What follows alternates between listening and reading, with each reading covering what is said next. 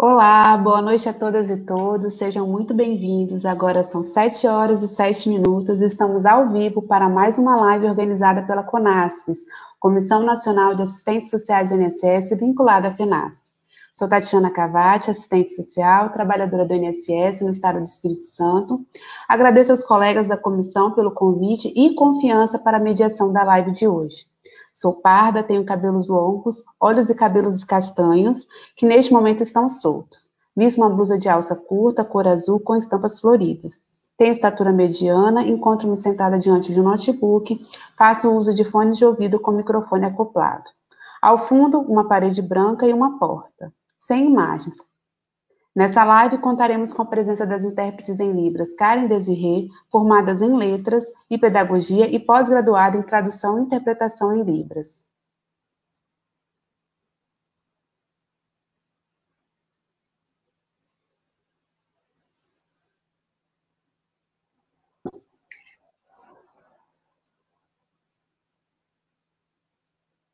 Karen, seu microfone está desligado, você pode se autodescrever? Desculpa, eu sou a Karen, vou fazer a minha audiodescrição, estou de camiseta preta, óculos, tenho cabelos médios com luzes. Estou sentada numa cadeira e atrás de mim tem uma cortina marrom. Contaremos também com a presença da Valéria Vasques, graduada em Letras, pós-graduada em Interpretação de Libras, e implementadora pedagógica da Secretaria Municipal de Educação de Volta Redonda.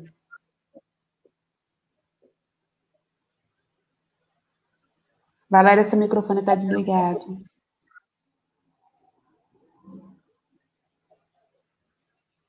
Alô? Oi?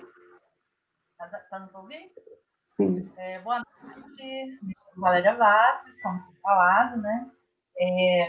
Sou branca, né? Tenho os olhos claros, uso óculos, meu cabelo é ruivo, atualmente é ruivo. Atrás de mim tem uma parede de cor clara. Estou vestida de blusa preta, né? Uma camisa preta, meia manga, e que tenhamos um bom encontro, tá bom? Karen e Valéria, agradeço em nome de todos por nos ajudar a promover a interpretação de Libras nesse debate. A Comissão Nacional de Assistentes Sociais do INSS é formada por assistentes sociais de diversos estados do país, escolhidos por suas bases em encontros estaduais. E o Conexão de Serviço Social foi criado como mais um espaço de diálogo entre os profissionais do INSS e a sociedade. O Conexão Serviço Social está sendo transmitido ao vivo pelo Facebook e depois será disponibilizado no canal Conexão Serviço Social no YouTube. Convidamos a todos para que se inscrevam no canal, pois ao ampliarmos o nosso número de inscritos, poderemos transmitir ao vivo também pelo YouTube. Então, deixem os comentários, sugestão de novos temas e o joinha de vocês.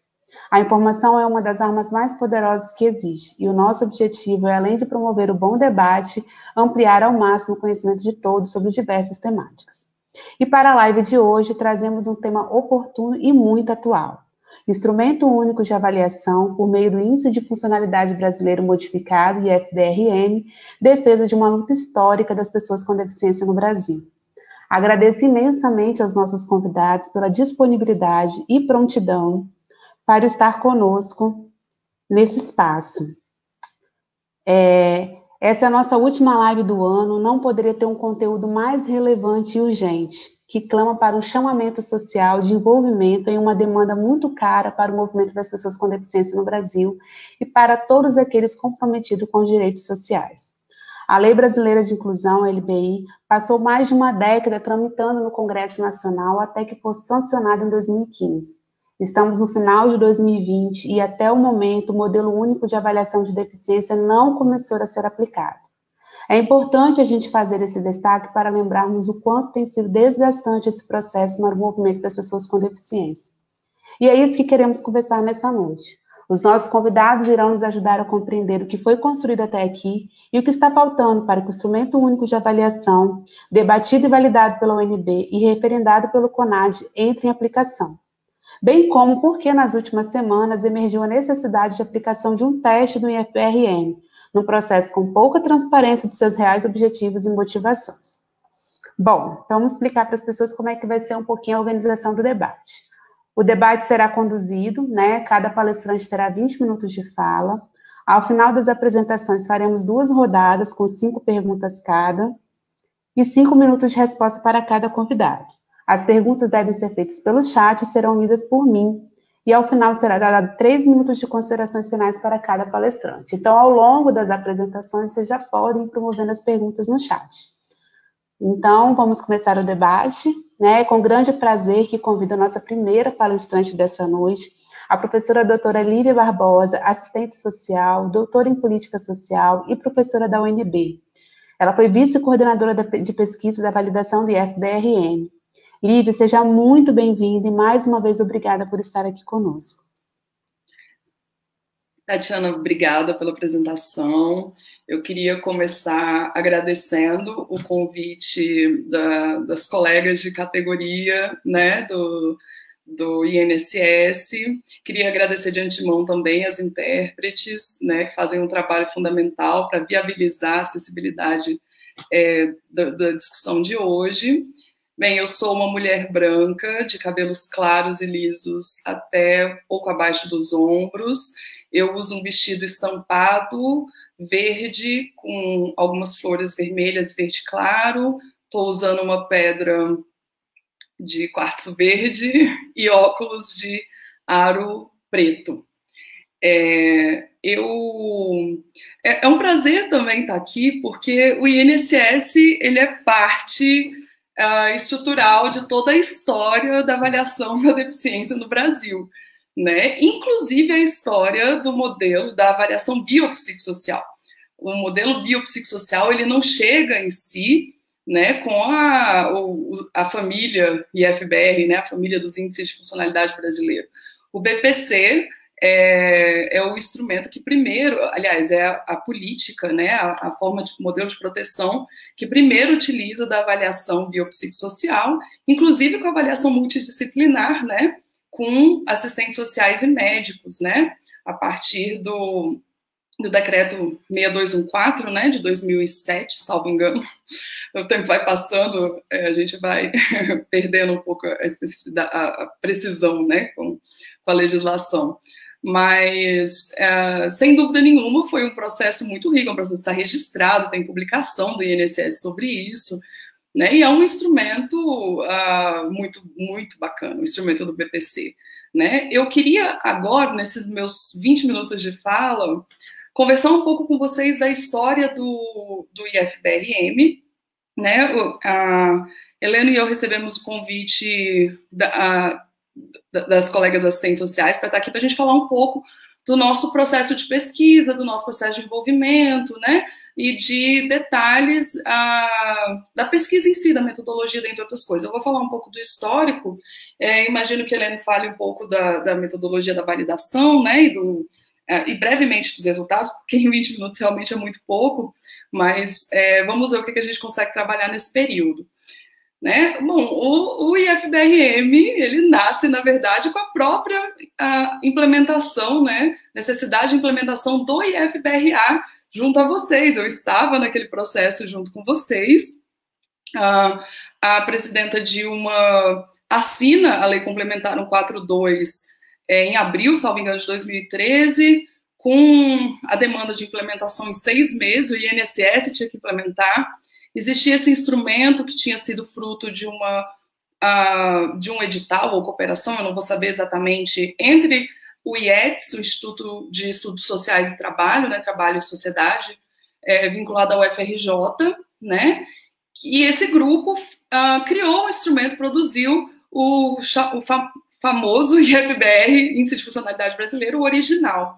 E nesse processo, que ele está muito bem descrito numa publicação de 2013, ele envolve um conjunto de profissionais de várias áreas, de pessoas com deficiência, né, e é um instrumento que depois ele passa por um conjunto de grupos de trabalho, depois que ele é entregue, né, para a secretaria, na época a coordenadoria, né, da pessoa portadora de deficiência, e aquele tinha que ser um instrumento a ser implementado. E nesse momento, que inclusive Helena e eu nos juntamos a um conjunto de colegas e nós validamos com um processo de implementação. Ele não foi um instrumento que foi validado para ser implementado, ele foi implementado a partir de um estudo piloto menor, né? E nós validamos esse instrumento a partir das avaliações concretas do INSS. Todo esse processo vocês conhecem muito bem, né? E nós validamos, nós propusemos ajustes na régua, né? Nas réguas de grau, né? Que nivelam a deficiência, que diz se a pessoa é pessoa com deficiência. E se sim, se é leve, moderado ou grave, porque essa é uma exigência da legislação. Infelizmente, o INSS não implementou a nossa sugestão de régua, né? Mas o instrumento, ele está validado. Para uma melhor especificidade, melhor sensibilidade, ele teria, né, o ajuste da régua seria importante. E nesse processo, né, a gente ouve muito, né, a gente escuta muito. Infelizmente, não tinha tanta autonomia para mexer no instrumento, para alterar, porque ele não tinha sido validado para depois ir a campo. Ele foi a campo e o processo de validação foi para mensurar se ele estava sendo... se ele tinha poder discriminante razoável, do jeito que precisamos ou não. Mas com as informações daquela pesquisa, né, as questões que tinham mais poder discriminante, as pessoas que tinham menos poder discriminante, todas essas informações foram material para validação, por exemplo, de conteúdo do IFBRM. Né? Quem já conhece, que já teve acesso, vê que o IFBRM, o Índice de Funcionalidade Brasileiro Modificado, ele tem diferenças em relação ao IFBRA, né, que foi o aplicado à aposentadoria com a Lei Complementar 142. E essas diferenças, elas são, claro, da quantidade de questões, né, mas são também, inclusive, das próprias questões. O grupo que valida o instrumento não foi a Universidade de Brasília que validou o conteúdo do instrumento. A UNB, ela participa do processo de validação de conteúdo, ela dá instruções, inclusive a primeira instrução é não modifiquem o instrumento, a segunda, se forem modificar, partam dos dados que a gente conseguiu com o IFBRA. Né? Se forem retirem as questões que são pouco discriminantes, aquelas que não têm grande impacto. E terceiro, caso façam alteração, tudo isso está em relatório, né? Caso façam alteração que seja para reforçar o modelo biopsicossocial, seja nessa direção de fortalecer essa perspectiva da deficiência como um modelo relacional, né? Uma perspectiva relacional, como algo que tem que ser aferido, um fenômeno que só pode ser mensurado no seu contexto. Não dá para você retirar a pessoa com deficiência do seu contexto. Você apaga a deficiência quando você faz isso, porque a deficiência, segundo a nossa Constituição, segundo a Convenção sobre os Direitos da Pessoa com Deficiência, ela é restrição de participação. Você só verifica, você só mensura a restrição de participação na interação da pessoa com o meio dela. E isso não sou eu que estou dizendo, isso é a Constituição Federal, né, com a emenda da Convenção.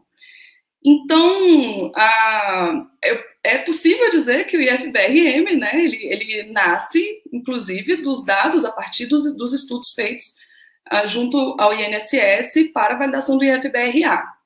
E nesse processo, né, quem valida o conteúdo, né? Foi um comitê criado junto ao CONAD, pela Secretaria Nacional naquele momento, que ele era formado por técnicos, né, dos ministérios que tinham política para pessoa com deficiência, mas isso não resume o processo, porque, por exemplo, só o Ministério da Saúde, que o Heleno que acompanhou na época, né, a gente dividiu entre nós para acompanhar mais estreitamente os ministérios, ele faz dezenas de videoconferências, inclusive com pesquisadores internacionais, com pesquisadores de outras universidades. É um processo de validação bastante diverso, bastante complexo, né? Aqui estamos falando de conteúdo ainda.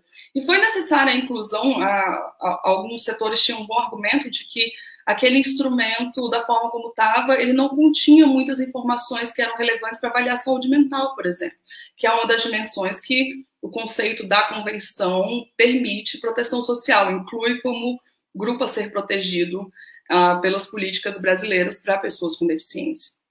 Então, esse grupo valida o instrumento, né, valida o conteúdo do instrumento e a segunda etapa, né, a UNB ela é contratada para fazer o processo de validação por meio de uma carta-acordo, né, que envolveu, inclusive, a Organização dos Estados Ibero-Americanos, e por isso a gente ela ficou com o recurso, gerenciou o recurso, né, e por isso a pesquisa consegue atravessar todas as mudanças governamentais, né, desde 2015, e o processo seguinte seria que os ministérios iriam realizar a validação, né, a gente deu diretrizes, os primeiros produtos foram diretrizes para essa validação, só que com essas mudanças, né, dos governos, os ministérios não conseguiram se organizar para fazer a validação no âmbito das suas políticas, ou pelo menos essa informação que é passada para a gente numa mesa, né, nós sentamos com a Secretaria Nacional, e eles perguntam se a Universidade de Brasília pode validar um instrumento, pode ir a campo, sem aditivo de recursos, né, inclusive a gente, dada a importância, né, da validação, a gente diz, a gente topa, só que a gente precisa de alguma estrutura para implementar. Naquele momento, o Ministério da Saúde ele entra como instituição coparticipante e viabiliza o campo, né? Nós solicitamos uns perfis de instituição para o Ministério da Saúde e ele articula, assim, nas 5 regiões geográficas, com uma capital e um interior, né, tanto centros de reabilitação, como CAPs, para a gente verificar a questão da saúde mental, comunidade básica de saúde, já que também pessoas sem deficiência passam a compor a amostra, porque queríamos ver como o instrumento se comportava naquela população, como um controle.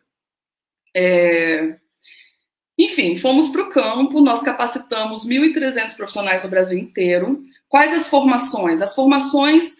A exigência era que fossem profissionais de saúde e o que compôs a pesquisa foram basicamente profissionais que já existem nessas instituições, que já trabalham com deficiência e que avaliam a deficiência para prefeitos das políticas de saúde e outras.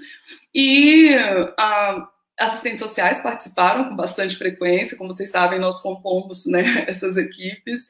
E fizemos essa validação, a amostra inicial era dividida em 5 faixas etárias, era 4 anos, 5 a 10, 11 a 17, 18 a 59 e acima de 60 anos, e para 5 tipos de deficiência, seguindo a nomenclatura da convenção, né, que era deficiência visual, auditiva, física motora, intelectual, mental. Eram os 5 tipos de deficiência. E ali nós distribuímos cotas a depender do perfil das instituições para avaliação e os profissionais realizaram a avaliação. Nós criamos um sistema, né, um aplicativo que podia ser utilizado offline, porque o acesso à internet era uma dificuldade nesses serviços, e tínhamos também um sistema online que poderia ser acessado de qualquer aparelho, né, ele ficava na internet, né, a pessoa recebia uma senha, a senha era vinculada à formação profissional, à instituição que o sujeito estava inserido, né? E assim, nós produzimos os dados. Nesse processo, nós andamos pelo Brasil inteiro. Nós criamos um curso de extensão, né, junto à Universidade de Brasília. Era um curso que tinha uma parte online, uma parte presencial, e nós fomos para esses lugares para capacitar as pessoas, né? E essa parte foi bastante importante e interessante, isso compõe a fase 2 de pesquisa, né, que é a parte em que você verifica a face do instrumento, a aceitação cultural do instrumento, né, ver como ele funciona na prática, quais são as principais dificuldades dos profissionais, quais são os principais estranhamentos, como o instrumento é apropriado, dentre outras coisas. E toda essa parte, né, toda essa observação participante nas capacitações e depois entrevista com esses profissionais e com as pessoas com deficiência compuseram a parte qualitativa dos dados, né, que foram absolutamente fundamentais para o resultado final de pesquisa. E durante esse processo, tanto durante o IFBRA quanto durante o IFBRM, a validação, que nós participamos dos dois, nós circulamos nos meios acadêmicos, nós dialogamos com as pessoas. Só na validação do IFBRA, eu acho que nós fomos ao CONAD umas 10 vezes, pelo menos, né? E ouvimos e dávamos notícia do que estava acontecendo, e ouvíamos, né? Apresentamos a metodologia do estudo ali, dentre outras coisas. O trabalho tem uma institucionalidade densa, porque ele foi aprovado pelo Comitê de Ética da Universidade de Brasília, inicialmente, né, como diz a norma, depois ele é aprovado pela CONEP, e ele ainda teve que ser aprovado em 13 comitês de ética locais, porque as instituições elas podem lançar a mão da prerrogativa de avaliar um projeto, mesmo que ele já esteja aprovado por outra instituição, né, por outro comitê de ética. Então, teve uma burocracia um pouco densa, mas a gente fica feliz que ele foi aprovado em todos os espaços em que ele foi apresentado, né? Os termos de consentimento eles foram levados impressos, entregue para as pessoas, né? A gente tinha versões adaptadas, tinha versão em áudio, versão em braille, né? Para a população. Foi o melhor possível naquele momento. Infelizmente, como vocês sabem, a gente fez a pesquisa sem um aporte de recursos extra, e, por exemplo, a gente não tinha recurso para tentar disponibilizar ou articular intérprete de Libra, por exemplo, nas avaliações, o que foi uma pena, né, prejudica a questão da acessibilidade, a gente sabe disso, mas a gente aceitou fazer a pesquisa nesses termos porque a gente já havia sido contratado para avaliar os dados que seriam produzidos pelos ministérios, e na impossibilidade dessa produção, a gente achou que o prejuízo seria muito grande, né, para o Brasil em si, de não ter um instrumento validado, né, para a construção do modelo único. Então, assim, muito resumidamente, esse foi o processo de construção, né, do instrumento de validação. Tem um ano que a gente entregou esse relatório, né? Nesse momento, a Helena e eu fomos convidados para compor os grupos de trabalho especializados, né, do GTI, que está regulamentando o modelo único de avaliação da deficiência, né? E é claro que a gente sempre soube disso, né, que era muito trabalho, que era muito relevante aquilo que a gente estava fazendo, mas ele ainda é muito trabalho, mesmo um ano depois da validação, né? Estava eu tentando reunir com a equipe de pesquisa nessa segunda-feira, pensa, né? No final do ano, o professor voltando do exterior, foi um pouco prejudicado esse processo, mas a gente sempre tem estado disponível. Inclusive, a gente nunca recusou um pedido para se apresentar, para falar do processo, para dialogar com as pessoas, não é? E estamos aqui no dia 22 de dezembro para dialogar com vocês. Tentamos, no meio desse processo desse ano, produzir alguns textos que deixassem mais claro algumas dimensões da validação, porque realmente é muito técnica, né? E realmente, muitas vezes, se prejudica a compreensão nesse processo, né? Não é que se prejudica, porque as pessoas não dominam as ferramentas para compreensão, né? E eu nem falei, a amostra inicial, ela era calculada para 90% de pessoas com deficiência, e a gente calculou um número, né, um N de 7 mil pessoas, que é uma amostra muito grande, mas quando você divide, você faz cotas dentro da amostra, né, você tende a aumentar o N da amostra, na verdade. Então, foi bem grande, e a gente conseguiu até um pouco mais do que isso, muito embora algumas cotas específicas a gente teve dificuldade de cumprir. A gente entrevistou 8.500, 8.600 pessoas, né? Cada uma delas avaliadas por um par de profissionais, ou seja, foram 17 mil avaliações no total, me perdoem na precisão matemática aqui. E foi esse o tamanho, né, o volume de dados que a gente usa para verificar em que medida um instrumento ele é ou não válido, confiável, né? Em que medida ele é ou não um instrumento bom. Então, nós confiamos muito no instrumento, no trabalho que conduzimos, né? A equipe é extensa, Helena é epidemiologista, médico de formação, eu sou assistente social. Coordenei a pesquisa junto com o professor Everton, que é antropólogo, o professor Edgar, que é outro médico de formação, sanitarista, epidemiologista. Tivemos um engenheiro que cuidou da base de dados, mestre em saúde coletiva, o professor Gladstone, que é estatístico, na época ele era chefe do departamento de estatística, ele auxilia tanto na análise dos dados quanto no cálculo da amostra.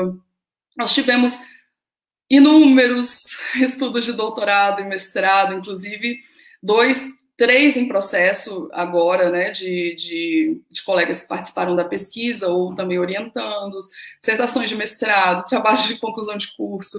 É um trabalho e inúmeras apresentações de diálogo com a comunidade científica, né, para ouvir, porque a gente entende que um instrumento como esse, para ter vulto, eu não estou nem aqui para dizer para vocês que ele é o melhor instrumento do mundo, que ele não tem problemas, eu não tenho esse perfil ingênuo, mas qualquer instrumento que fosse para se pretender, né, ser um instrumento a ser aplicado no Brasil inteiro, utilizado por profissionais, ele precisava desse processo de construção ética e ético-política, né, de revisões, de análises, de crítica e de revisão, né?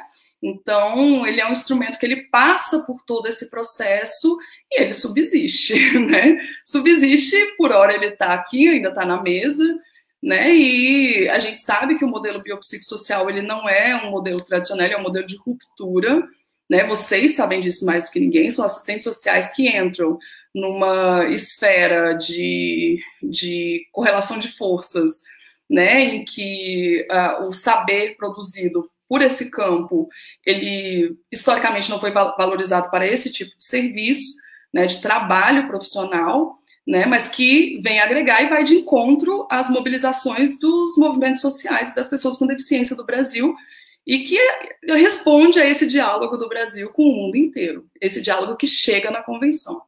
Nesse sentido, eu encerro a minha fala, né, eu acho que eu passei 1 minutinho, mas fico à disposição para a gente dialogar depois. Obrigada. Obrigada, Lívia. Não passou, não, você foi no tempo certinho. Em nome da equipe, eu agradeço, né, essa apresentação. Realmente o tempo não é o que a gente queria e gostaria, né, porque eu acho que é um tema que não se esgota num debate, numa noite, mas foi muito bom, né, ver você apresentando toda a história, né. O IFBRM não chegou do nada, né, teve muito estudo, foi um processo muito longo para chegar onde chegou, e assim, e ao mesmo tempo há uma expectativa muito grande pela sua aplicação, né, porque todo esse processo envolveu muitas pessoas, né, então está todo mundo ansioso por essa etapa, né, de aplicabilidade, vamos começar logo, né, já era para ter começado logo. Muitas mensagens no chat agradecendo essa apresentação, elogiando, né, mas depois a gente vai para as perguntas e para o debate. Então eu vou chamar agora o nosso segundo palestrante, que é o Dr. Heleno Rodrigues Correia Filho, epidemiologista, pesquisador e colaborador associado da UNB, que também participou e muito contribuiu com o processo de validação do IFBRM. Doutor Heleno, muito obrigada por estar aqui conosco nessa noite, assim como a Lívia, a Ana, né, prontamente disponibilizou para estar aqui com a gente. Eu que agradeço o convite, tenho dificuldade para fazer a audiodescrição de minha apresentação, mas vou dizer que sou um homem branco, com cabelos brancos, uso óculos, estou com fones de ouvido, estou vestindo uma camiseta com listas cinzas, sobre um fundo em que está a minha estante de livros, com toda a sua bagunça de livros e papéis, e uma parede branca. É com prazer que eu participo da conferência que vocês estão fazendo por via da internet, e acho que a professora Lívia já adiantou os elementos essenciais para o debate, que eu vou complementar com algumas informações de natureza epidemiológica que podem interessar aos participantes desse debate. Em primeiro lugar, é importante dizer que a Universidade de Brasília não criou o IFBR, né? Isso já foi dito pela professora Lívia, vocês já ressaltaram isso. A Universidade Federal do Rio de Janeiro, ela tem um instituto que criou esse índice, né? O Índice Brasileiro de Funcionalidade. A Universidade de Brasília foi convidada a participar da validação, da adaptação que esse índice teve por iniciativa governamental para servir para a aposentadoria, no cumprimento da Lei Complementar 142, do ano 2013, e as modificações que ele teve foram introduzidas para incluir a população acima de 60 anos e de crianças, bebês e pré-escolares e adolescentes que não estavam no grupo de interesse do INSS, que é um grupo o grupo do INSS é o grupo dos trabalhadores formais entre 18 e 64 anos de idade. Portanto, a modificação introduzida pelo grupo ministerial que participou do índice modificado, né, do índice adaptado para a aposentadoria, ela não incluía nem crianças nem idosos. A modificação que foi introduzida pelo CONAD, por grupos técnicos instituídos pelo Ministério de Direitos Humanos na época e pelo CONAD, visava justamente introduzir uma modificação que adaptasse para crianças, para bebês e para idosos. Daí o nome modificado. As modificações realmente foram feitas com os 3 princípios que a professora Lívia destacou: a manutenção da estrutura original do índice, concebido no Rio de Janeiro, sob encomenda da Presidência da República, né, na época do governo, ainda acho que, se não me falha a memória, do segundo governo do presidente Lula, e desenvolvido e entregue durante o primeiro governo da presidenta Dilma. Quando ele foi modificado e a intenção era utilizá-lo para o cadastro único de pessoas com deficiência no Brasil, a visão que o CONAD teve, o Ministério de Direitos Humanos tinha, na época, era da inclusão de todas as faixas de idade. Portanto, as modificações introduzidas respeitaram a estrutura original do instrumento, mantiveram os princípios de avaliação biopsicossocial e foram voltadas para consertar, vamos dizer assim, ou adaptar algumas sugestões de adaptação feitas pela primeira validação do INSS. Esses 3 princípios foram seguidos, o CONAD várias vezes se reuniu para isso, eu não sei dizer quantas vezes, mas foram muitas vezes, e muitas vezes também até chegar à solicitação final de que a Universidade de Brasília fizesse a validação em campo. E que só ocorreu porque, na época, o Ministério da Saúde tinha equipamento, recursos humanos e interesse na validação do IFBRM para as políticas de idosos, de crianças, de mulheres, de saúde mental, de pessoas com deficiência, que também tem uma coordenação de pessoas com deficiência no Ministério da Saúde. E esses grupos, essas equipes do Ministério da Saúde foram fundamentais para que a validação do IFBRM ocorresse em campo. E ocorreu graças ao Sistema Único de Saúde, basicamente.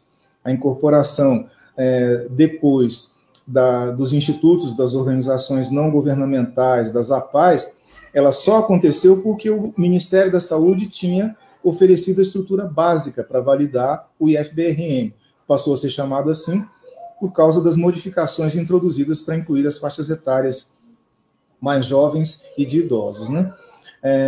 Essa preocupação que o CONAD teve, e o CONAD esteve na condução desse processo o tempo todo, inclusive durante a pesquisa, né? No momento em que a pesquisa ia a campo, o CONAD era informado para e passo do que estava acontecendo. Essa execução, ela atendeu a critérios epidemiológicos com uma amostra que acabou ficando, do nosso ponto de vista, suficiente para validação, com mais de 8.000 pessoas, e a gente viu que isso favoreceu a chegada a uma meta que o CONAD tinha, que era de incluir esse instrumento como um instrumento único de avaliação da deficiência no Brasil, e que esse instrumento serviria para a montagem para o projeto do futuro cadastro único, né, no Brasil. Então, a Universidade de Brasília entregou esse relatório, vamos dizer assim, no apagar das luzes, né, no dia 30 de outubro de 2019. No dia, se não me engano, no próprio dia 30, no dia 1º de novembro, estávamos numa sessão no Senado Federal que estava cobrando o que estava sendo feito, e nós dizíamos que o relatório estava entregue, e entregamos as réguas de gravidade. Na época, nós reclamamos, eu me lembro, eu estava nessa reunião, eu reclamei para os senadores Paulo Paim, agora não vou me esquecer o nome de todos eles, mas o senador Romário, havia uma senadora também cobrando, agora me falha a memória, mas por que esse índice não estava implementado plenamente no INSS? Nós dissemos que estava, só que não com a régua validada, né? E que esperávamos que isso fosse entregue a público imediatamente.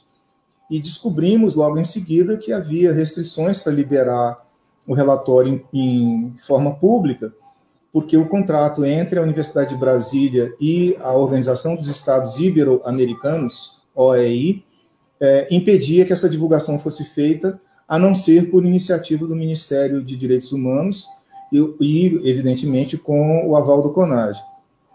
Não se passaram 3 meses entre outubro de 2019 e janeiro de 2020, e o CONAD validou, ou seja, homologou a validação apresentada pela Universidade de Brasília, que, como toda validação, ela pode sofrer ajustes, pode sofrer recálculos das questões envolvidas.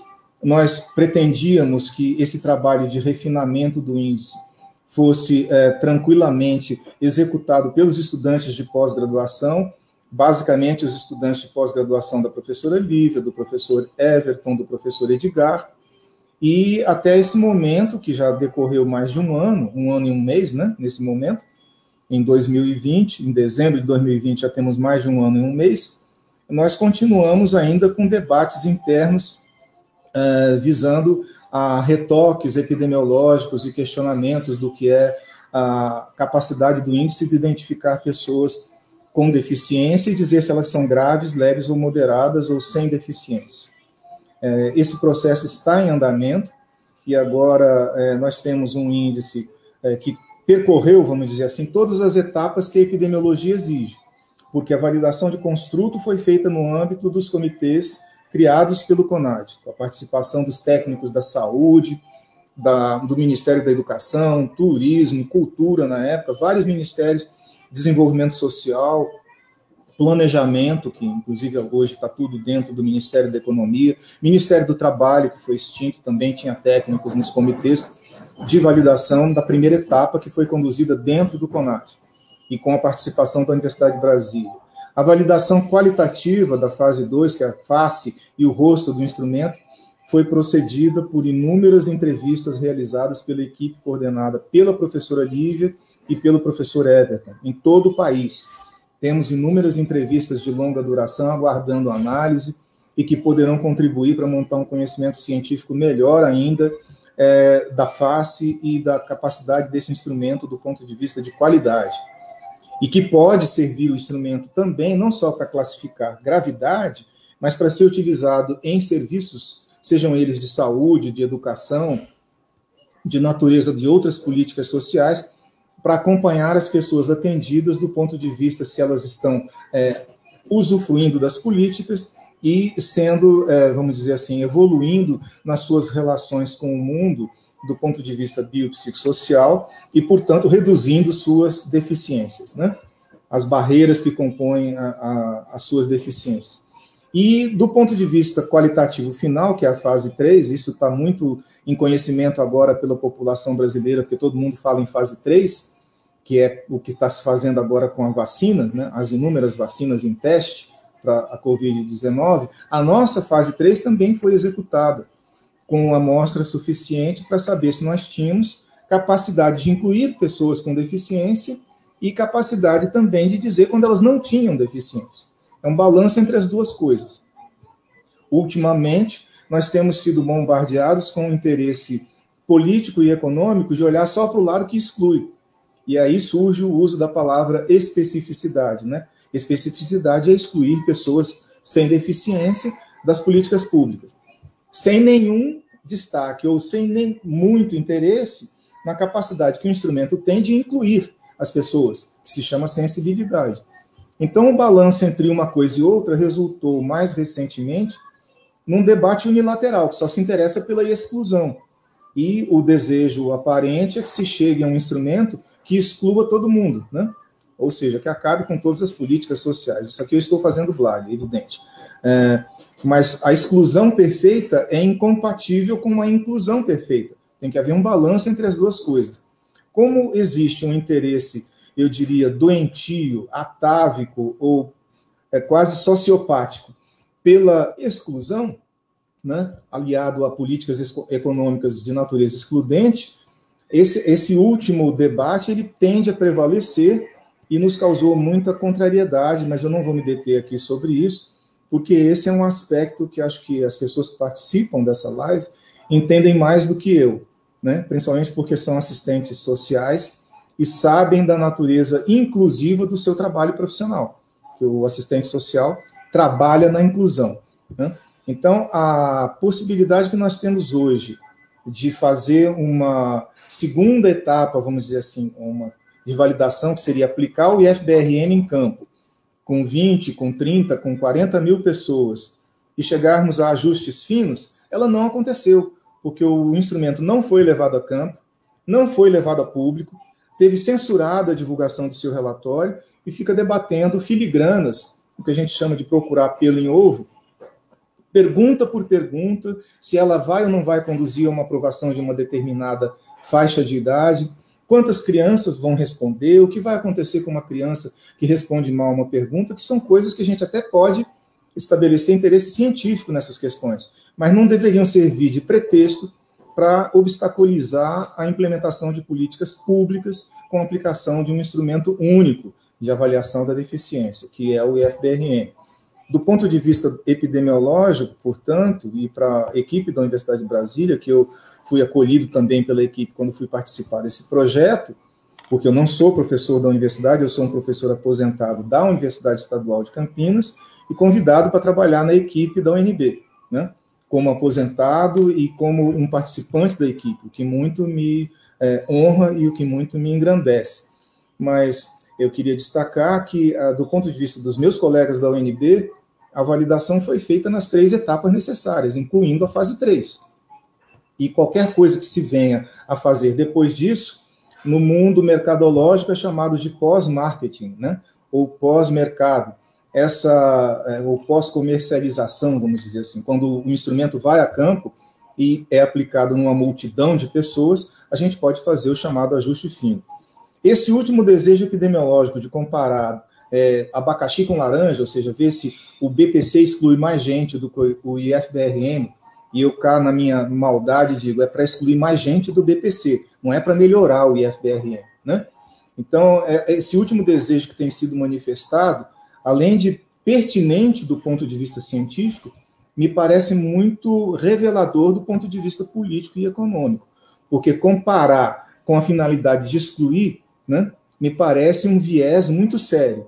Mas se for para comparar direitinho, do ponto de vista de pesquisa científica, é válido. Só que não tinha que ser motivo para retardar a aplicação do que a Lei Brasileira de Inclusão determina, tinha que ter começado no dia 1º de janeiro de 2018. E nós vamos entrar em 2021, sem ter feito isso, né? Então, existe responsabilidade pública, existe uma coisa que nas palavras estrangeiras se chama accountability, né? A obrigação de prestar contas daquilo que foi feito, que um dia alguém vai ter que ir atrás e ver por que isso não aconteceu. Acho que está bom aqui, eu peço desculpas por ter me alongado. Muito obrigado. E estou à disposição para qualquer debate continuado e perguntas também. Obrigada, professora Helena. Você e a Lívia arrasaram aí no tempo. Eu que acho que estou falando mais que vocês até. Queria agradecer pela apresentação, excelente. Já tivemos mais de 350 pessoas aqui que estão entrando, saindo, participando da live, muitos comentários, pessoas de vários lugares do Brasil, de instituições, pessoas ligadas ao movimento da pessoa com deficiência. E aí esse é o nosso objetivo, né? Ampliar o debate para além das discussões internas dentro do INSS, só para reforçar para os colegas, né, que o canal Conexão depois vai estar disponível no Facebook e no YouTube, e a gente precisa de aumentar o número dos nossos inscritos lá no YouTube para começar a fazer as lives ao vivo pelo YouTube, que às vezes a conexão fica um pouco melhor, então a gente pede aí para todo mundo se inscrever no nosso canal. E agora a gente vai chamar a nossa terceira palestrante, vou fazer a apresentação dela. A nossa terceira convidada é a doutora Ana Cláudia Figueiredo, advogada, conselheira do CONAD, coordenadora do Grupo de Autodefensoria da Federação Brasileira de Síndrome de Down, FEBASD, e idealizadora da Rede Brasileira de Inclusão da Pessoa com Deficiência. Ana Cláudia integra também a Comissão da Pessoa com Deficiência da OAB do Distrito Federal. Ana Cláudia, muitíssimo obrigada pela disponibilidade de vir conversar conosco essa noite. Seja bem-vinda ao debate.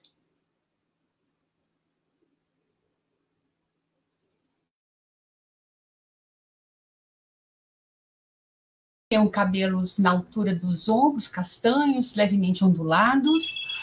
Atrás de mim eu tenho uma parede na cor verde. E e agradeço aqui pela oportunidade de estar com vocês.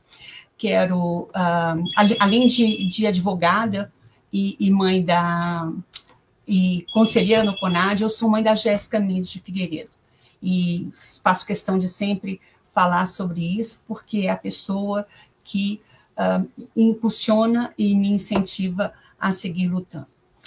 Eu gostaria de dar boa noite também à professora Lívia, ao professor Heleno, com quem temos compartilhado ali no debate ali sobre a questão da avaliação no GTE, a Tatiane, as intérpretes de Libras, boa noite àqueles que nos assistem.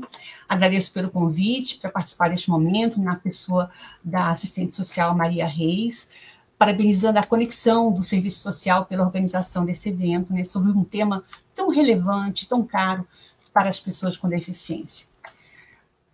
O caminho trilhado por organizações de pessoas com deficiência de todo o mundo, desde 1960 até a assinatura da Convenção Internacional sobre os Direitos da Pessoa com Deficiência, lá em 2006, foi bem longo, né? Então, nós sabemos ali que pessoas fora do Brasil, Inglaterra, Estados Unidos principalmente, começaram a se dar conta de que a deficiência ela é decorrente da opressão social, ela é decorrente da desconsideração da presença da pessoa com deficiência na sociedade. Esse movimento político internacional, em busca de dignidade, de emancipação, de autonomia, de protagonismo, tanto que foi impulsionado pelo lema Nada sobre nós sem nós, ele conduziu à mudança do modelo que era biomédico para o modelo social de deficiência ou modelo biopsicossocial de deficiência.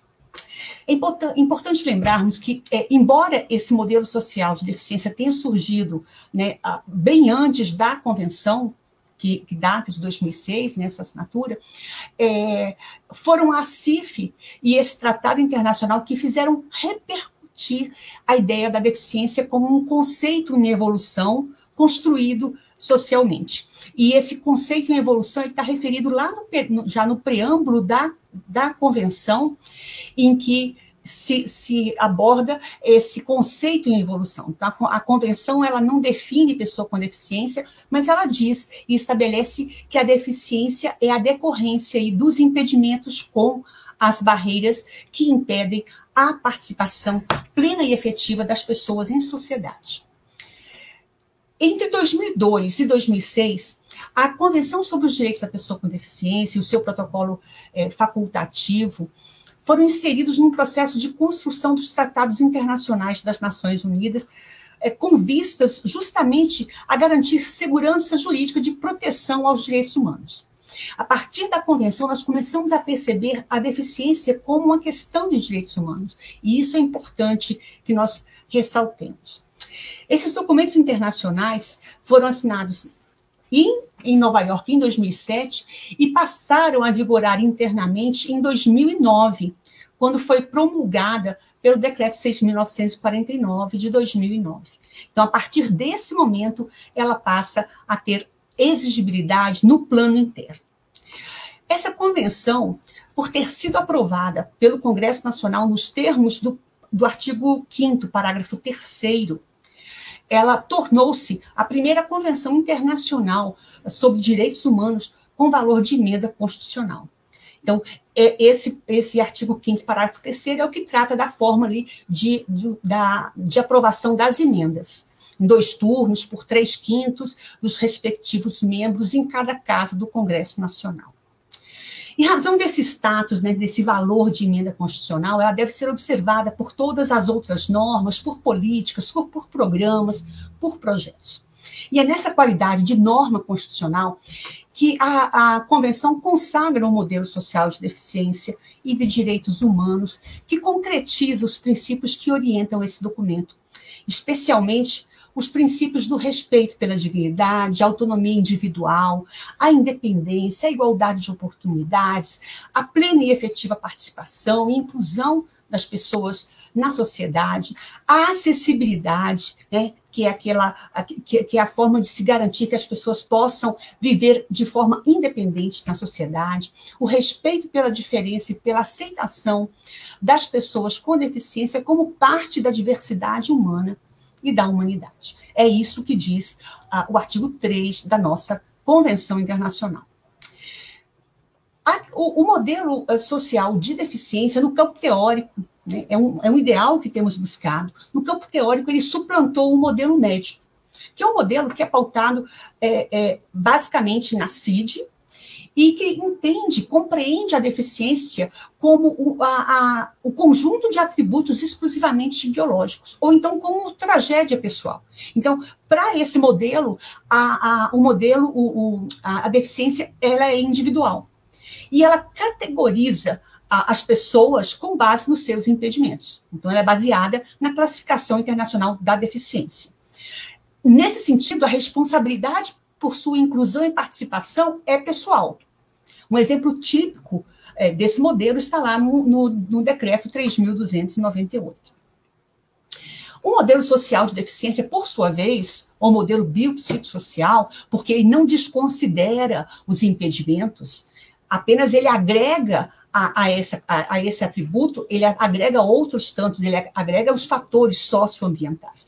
Então, segundo esse modelo social, a deficiência ela não é determinada apenas pelos impedimentos nas estruturas e funções do corpo, mas também pelas barreiras socioambientais que, repito, impedem a participação plena e efetiva das pessoas na sociedade em igualdade de condições com as demais pessoas. Então, ela, ao invés de ser baseada na CID, ela é baseada na Classificação Internacional de Funcionalidades, na CIF, que tem um viés biopsicossocial. E, nesse caso, a responsabilidade pela inclusão das pessoas com deficiência é coletiva, não é mais individual. E a deficiência, como já dito, ela é uma questão de direitos humanos. Esse modelo social de deficiência, ele pode ser depreendido, entre outros artigos, do artigo 1 da Convenção, que trata do seu propósito. Então, para a Convenção, as pessoas com deficiência são aquelas que têm impedimentos de qualquer natureza, de natureza física, mental, intelectual ou sensorial. E aí, quando diz a natureza mental, está abrangida aí a natureza psicossocial. Então, são consideradas as interações entre esses impedimentos com as diversas barreiras que podem obstruir essa participação. E aí a Convenção fala em diversas barreiras e a Lei Brasileira de Inclusão, por sua vez, quando vai repetir esse conceito, ela em vez de falar diversas barreiras, ela fala de uma ou mais barreiras. Então, basta que haja uma barreira para que seja aí configurada a impossibilidade de participação na sociedade. A partir da mudança do paradigma da deficiência, da mudança de percepção da sociedade sobre as pessoas com deficiência, surgiu a necessidade de alterações também dos instrumentos e metodologias usados até então para determinar a deficiência. E aí, eu vou citar a doutora Isabel Maior, em que ela vai e questiona por que avaliar a deficiência. E citando ali a lição que nos traz, porque o Brasil ele possui políticas de ação afirmativa. E o que são políticas de ação afirmativa? São aquelas políticas públicas que são pensadas, que são instituídas para propiciar uma equalização de oportunidades entre pessoas com deficiência e as pessoas em geral. Então, em razão da existência dessas políticas, é imprescindível que o poder público estabeleça critérios para delimitar as pessoas que poderiam ser contempladas por essas políticas afirmativas. Quem mais precisa? Quem é mais vulnerabilizado? Quem está mais carente de uma atenção do Estado? E o poder público ele precisa, por sua vez, delimitar os beneficiários dessas políticas, porque os recursos públicos, como todos sabemos, eles são restritos e os beneficiários são inúmeros. Basta ver o que aconteceu aí com esse benefício por ocasião da pandemia. Então, ele precisa fazer essa delimitação para poder dimensionar o orçamento para cada tipo de política pública. E ela destaca, e aqui eu endosso esse destaque, sobre a desnecessidade de avaliar usuários de políticas públicas, ou seja, políticas afirmativas de acesso universal, como é o caso, por exemplo, da educação inclusiva. E nesse ponto eu vou fazer um parêntese muito rapidamente para lembrar, para registrar o equívoco do projeto de lei que aprovou o Fundeb, né, que trouxe uma vitória significativa para a educação brasileira como um todo, mas que deixou ali o registro de que a criança com deficiência, o estudante com deficiência, passaria por uma avaliação biopsicossocial. Ora, é uma política, como dito, uma política de acesso universal, que independe de um laudo ou de uma avaliação qualquer que seja. Bom, em 2015 foi sancionada a Lei Brasileira de Inclusão da Pessoa com Deficiência, que tem como base a própria convenção. E ela começou a viger em janeiro de 2016. Então, ela foi amplamente debatida com a sociedade por meio do Democracia, e ela repete no seu artigo 2º o enunciado já referido sobre o que é considerado pessoa com deficiência. E no parágrafo 1º desse artigo 2º, estabelece que a avaliação da deficiência, quando necessária, será biopsicossocial, realizada por equipe multiprofissional e interdisciplinar. E considerará os impedimentos nas funções e nas estruturas do corpo, os fatores socioambientais, psicológicos e pessoais, a limitação no desempenho de atividades e a restrição de participação. Então, estabelece aí a avaliação e o que ela deve considerar.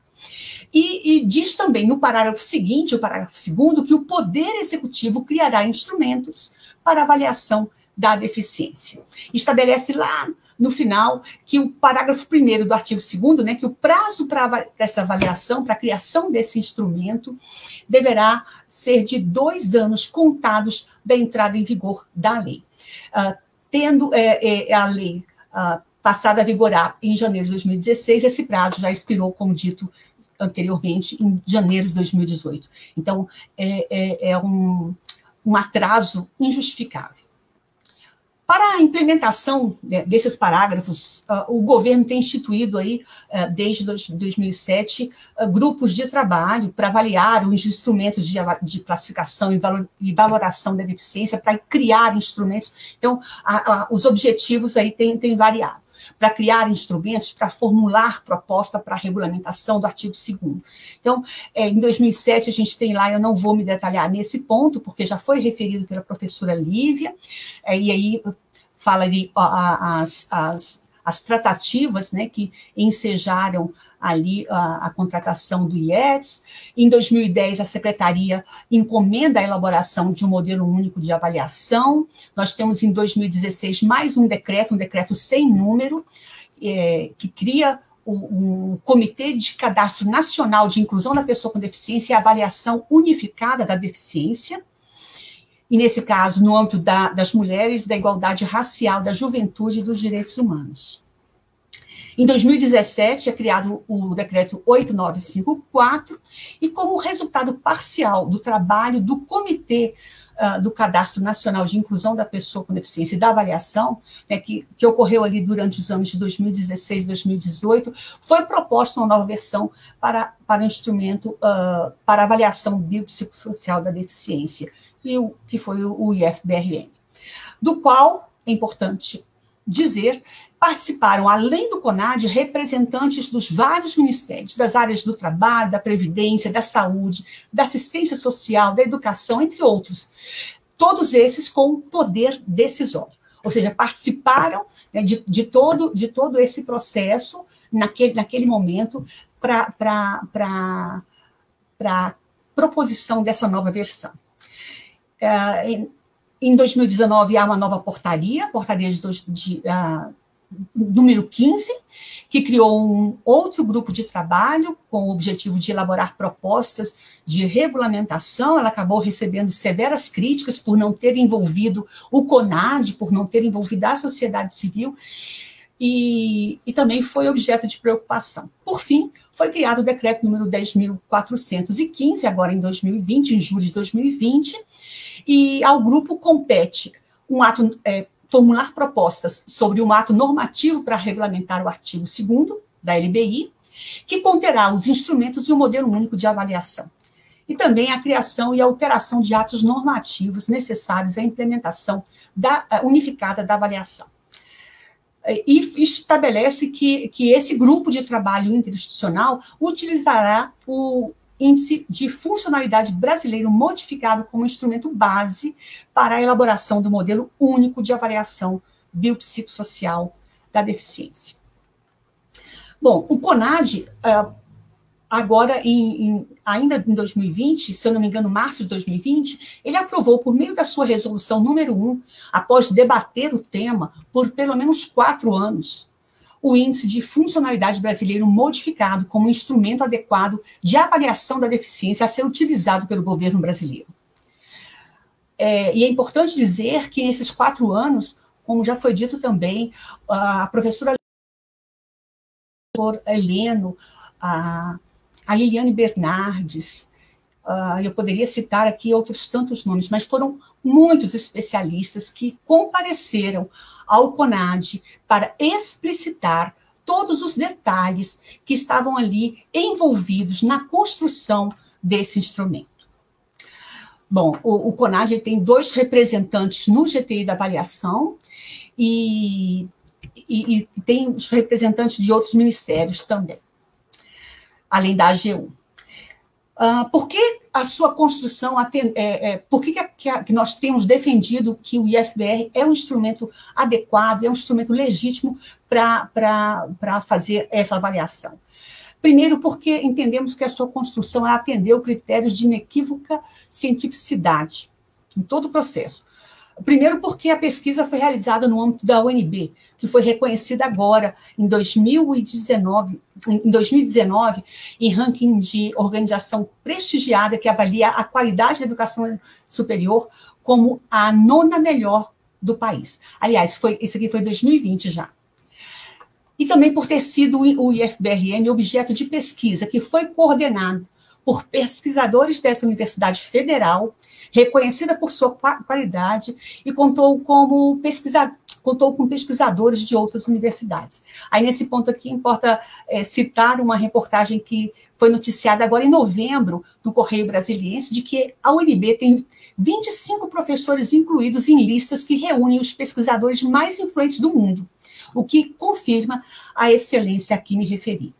Nós defendemos também o IFPRM por ter o processo político de construção desses instrumentos contado com o envolvimento efetivo de pessoas com deficiência, inclusive com a aprovação do CONAD.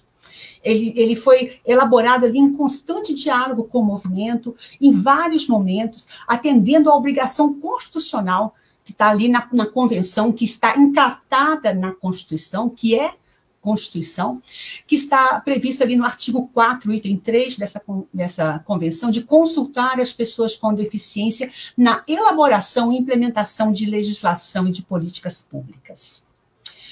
Nós acreditamos também no IFBRM por ter a especificidade e sensibilidade do instrumento sido definida a partir do intuito de de garantir uma maior inclusão de pessoas com deficiência para não cometer injustiças e não partir de uma lógica orçamentária. A ideia não é essa. E eu digo isso não porque conheça esse tema muitíssimo complexo, mas porque já li um pouco sobre os esclarecimentos que foram prestados pelos especialistas envolvidos na pesquisa e que têm se manifestado nesse sentido. Também prestigiamos esse instrumento porque entendemos que ele homenageia diversos preceitos da Convenção, aos quais já me referi, e um modelo social por ela consagrado. Porque também foi elaborado em sintonia com a Classificação Internacional de Funcionalidade, que norteou tanto a Convenção quanto a LBI, rompendo com a lógica estrita da Classificação Internacional de Doenças. E porque entendemos, enfim, que esse instrumento será capaz de concretizar os direitos das pessoas com deficiência e de promover dignidade, cidadania e justiça social.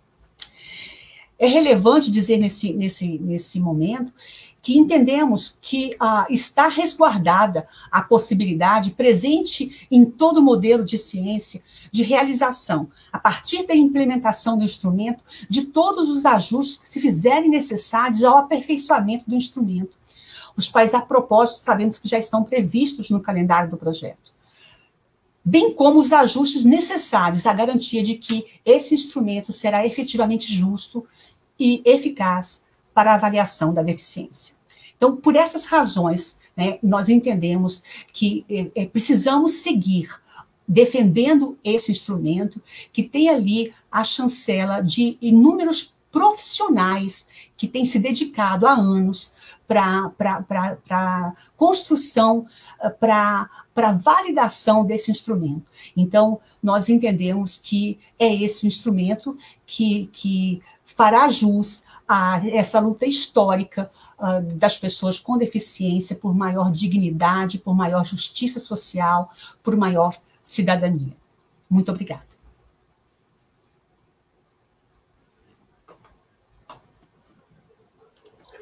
Eu que agradeço, doutora Ana Cláudia. A gente hoje está todo mundo muito disciplinado, porque todos os palestrantes falaram certinho dentro do tempo, até sobrando uns minutinhos. O bom é que vai propiciar tempo para a gente conversar agora aqui no debate.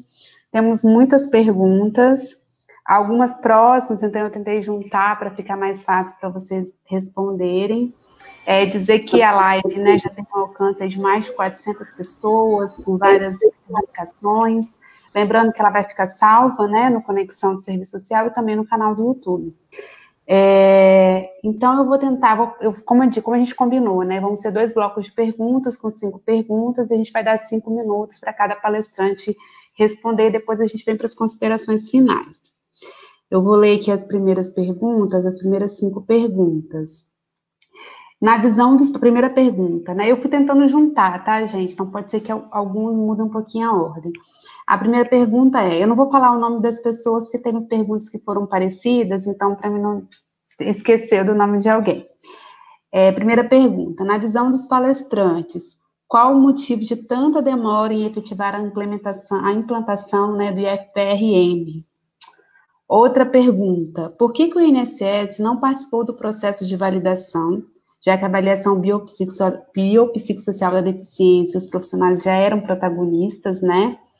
E agora, qual é a perspectiva de se fazer uma testagem sem a devida organização neste momento de pandemia? O que será efetivamente pesquisado? Por que a UNB não está acompanhando esse teste e sim uma universidade privada? Outra pergunta. Se o instrumental já tinha sido validado pelo CONAD, inclusive saiu publicação na DOU, por que está sendo realizada pesquisas no INSS envolvendo o instrumental com perspectivas de mudança? A UNB e o CONAD têm acordo com isso? Outra pergunta. Quais os riscos trazidos com essa pesquisa amostral que o INSS está organizando? E a última pergunta desse bloco. O objetivo do GTI, pelo que entendi, é de regulamentar o IFPRM. Assim, a pesquisa que o INSS está aplicando para os requerentes de BPC tem fundamento jurídico e ético, uma vez que ele já foi validado?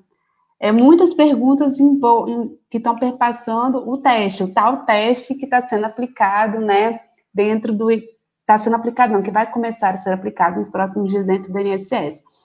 Bom, eu vou abrir para os palestrantes poderem responder, né, na medida do que for possível, depois a gente vai para o próximo bloco de perguntas. Lívia, eu começo com você, tá bom? Obrigada, Tatiana.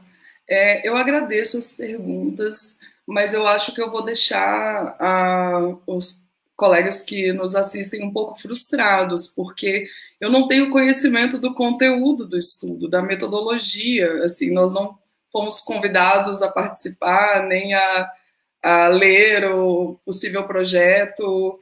Eu não sabia qual era a universidade, que tinha uma universidade, sabe, assim, não sei qual a universidade que está conduzindo. Nós não participamos em nada desse processo desse estudo que está sendo realizado no INSS. Então, eu não... E não necessariamente a UNB tenha que estar, entendeu? O governo federal, ele tem autonomia para... na verdade, alguma autonomia, né, porque tem processos licitatórios que tem que serem envolvidos, a depender se há repasse de recursos, entre outras coisas, tem toda uma legislação de direito administrativo que regulamenta. Quando a UNB foi convidada, né, na verdade, sentou-se para uma negociação para validar o índice de funcionalidade brasileiro modificado, teve uma argumentação da Secretaria Nacional, na época, de que a UNB tinha notório saber, que não caberia pedindo a autorização para não ter um processo licitatório, né? Isso foi em 2015, salvo engano, e foi autorizado. Então, a UNB ela também não enfrenta um processo licitatório. Naquele momento, eu tenho muita dificuldade com esses termos jurídicos, tá? Mas eu me recordo com clareza desse processo ter sido, nós temos uma justificativa, né?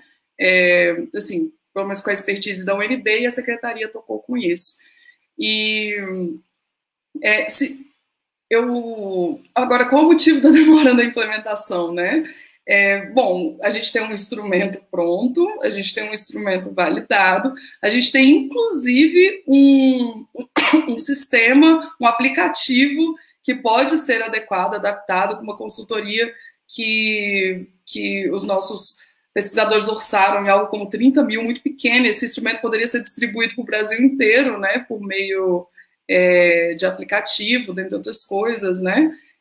Claro que não é um sistema governamental que dialoga com as bases, né, das instituições governamentais, mas, por exemplo, para uso de monitoramento, avaliação em contextos de saúde, ele já poderia estar sendo implementado. Isso não teria nenhum ônus. Heleno, inclusive, bate nessa tecla em todo lugar, né, que ele está presente. Esse instrumento era para estar na mão dos profissionais brasileiros.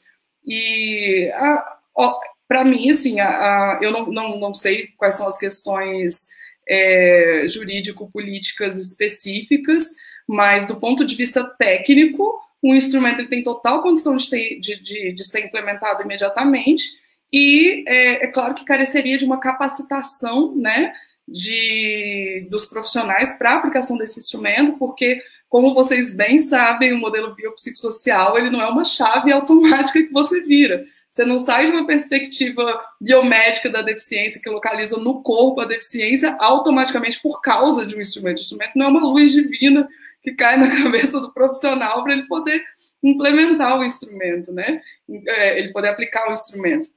A capacitação, a gente se preocupou muito tanto em informar os profissionais, né, em conduzir um processo de estudo sobre o modelo biopsicossocial, como utilizar as ferramentas profissionais que eles já existiam, a instrumentalidade de cada profissional para a avaliação biopsicossocial. Ela não é uma formação de avaliação da deficiência para te dar ferramentas. É por isso que tem que ser um profissional de saúde. Ele já é formado, né, ele já tem uma instrumentalidade, você mobiliza com as capacitações essa instrumentalidade para a avaliação biopsicossocial.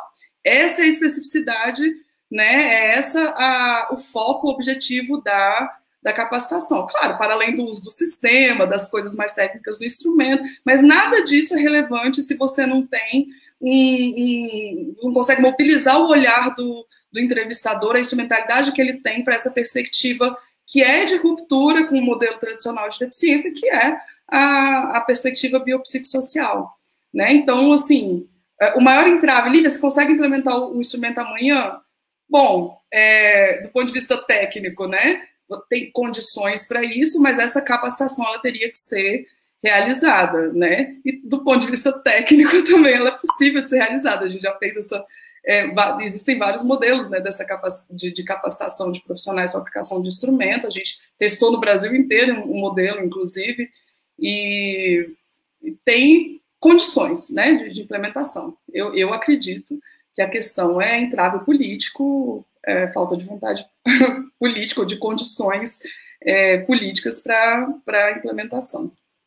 Por que o INSS não... Só a última, talvez eu tenha extrapolado meu tempo. Por que o INSS não participou da validação? Né? Porque foi o Ministério da Saúde. Essa não foi uma decisão tomada pela Universidade de Brasília, tá? Porque o recurso não estava com a gente precisava de uma estrutura para validar, e dentre as negociações da Secretaria Nacional com os órgãos, o Ministério da Saúde ele assume a coparticipação na pesquisa, né? Mas as reuniões do CONAD, eu acredito que a gente tem muitas atas, dentre outras coisas, né? As posições do INSS na época elas não me pareciam muito cooperativas, no sentido de que queriam fazer estudo sozinhos, tinham planejamento sozinho, né, na época, assim, não sei se abririam as portas para a gente, mas essa nem foi uma negociação que passou por nós, na verdade. Estou recuperando da memória e posso estar sendo injusta também, tá? Então eu vou passar a palavra para os meus colegas, peço desculpa pela demora. Que isso, obrigada, Lívia. Professor Heleno, doutor Heleno. Boa noite mais uma vez. Eu acho que a professora Lívia já fez uma descrição de qual o cenário, porque as perguntas, o motivo da demora, eu vejo claramente que a básica razão para a demora foram mudanças político-administrativas que incluíram, depois de validado o processo com o IFBRM, outros interesses, particularmente o interesse de filtrar e de diminuir a demanda e a demanda aprovada das pessoas que demandam o benefício de prestação continuada. Não tenho nenhum conhecimento de nenhuma universidade ou de nenhum projeto que possivelmente possa ter sido escrito para essa finalidade, que é, como eu disse, filtrar o benefício de prestação continuada, embora seja algo que tenha como, vamos dizer assim, como objeto verificar se os dois instrumentos concordam, na verdade, é verificar se é possível diminuir a demanda ou filtrá-la para que diminua a possibilidade de uma pessoa que demanda o benefício de prestação continuada ser, vamos dizer assim, reconhecida como pessoa de direito. E as questões éticas, eu tenho certeza que toda universidade vai seguir o princípio ético. Na hora que apresentar um projeto, terá aprovação ética, ninguém vai lançar a campo um projeto que não tenha passado por uma comissão de ética. Mas como o nosso projeto passou por mais de 13 comissões de ética, sem contar o CONEP, que é o Conselho Nacional de Ética em Pesquisa com Seres Humanos, depois de ter passado pelo Comitê de Ética Inicial da Universidade de Brasília, a gente sabe das dificuldades de fazer uma pesquisa em âmbito nacional, principalmente quando as instituições participantes têm múltiplas intervenções sobre a sociedade. Uma coisa é uma organização que cuida de pessoas com deficiência visual, como as instituições que a gente conheceu no Rio, São Paulo e vários locais no Brasil. Outra coisa é uma instituição do Sistema Único de Saúde, um centro de referência especializado, para poder receber pessoas em qualquer cidade brasileira, de Belém, Recife, Criciúma, outras cidades que demandam diferentes comitês de ética. Então, a gente não entra sem aprovação de comitê de ética numa instituição participante.